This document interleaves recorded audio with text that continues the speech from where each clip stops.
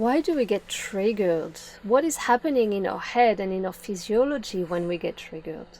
Well, the short response, the short answer to that is that it's an unresolved survival response from the past that is coming up to the surface in the present.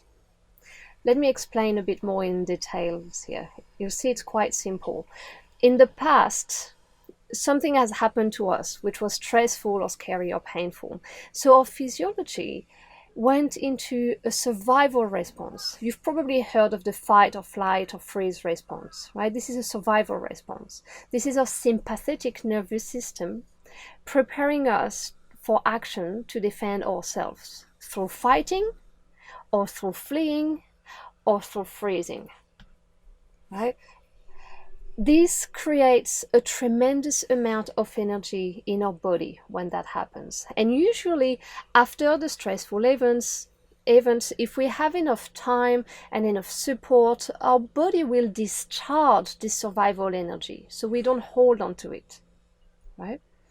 But sometimes what happens is that we don't have the time or the support that our body needs to fully discharge this survival response, all this energy that came up. So it stays in our body. And now in the present, when our child does something that somehow reminds our system of this past event, all this survival energy gets reactivated. We get back into the fight or flight or freeze response, right? We want to yell, we want to push, we want to hit, right? That's the fight response. Or we want to run and hide, which is the flight response. Or we become motionless and unable to react or to say anything. That's the freeze response, right? And it's a physiological response. It's not only in our heads, it's in our nervous system, in our muscles, our organs, and the bottom part of our brain, right? It's just like when we get triggered, it's just like if our system was sent back to the past, but in the present moment, right?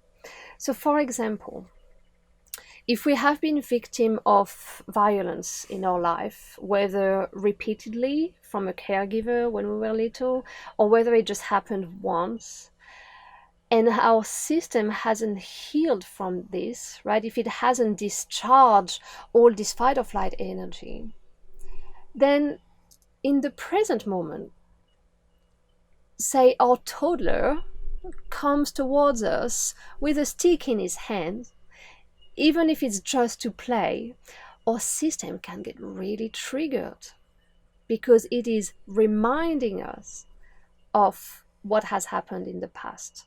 And it's not necessarily conscious.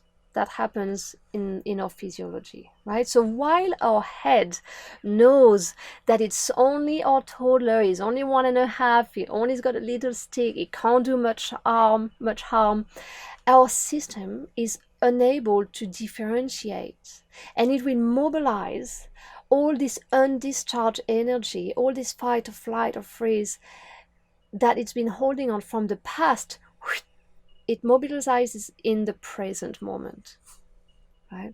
And I remember that happening many times with my daughter. I remember getting absolutely mad at her if she would to even touch me a little bit with a stick when she was a toddler. I remember picking the stick out of her hands, throwing it across the house and yelling at her, "You never hit me again," like with very angry eyes, right? That was my stuff from the past, all my survival energy coming back into the present. And this is what a trigger is, right? Triggers are unresolved survival responses from the past coming up in the present moment, right?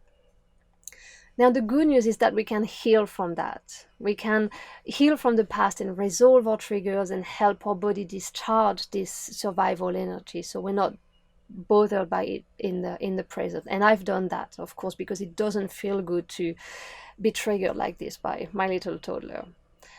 But I think that before we do that, before we go through the healing, it's very important to understand why we get triggered, what happens to us, and to understand that we're not crazy.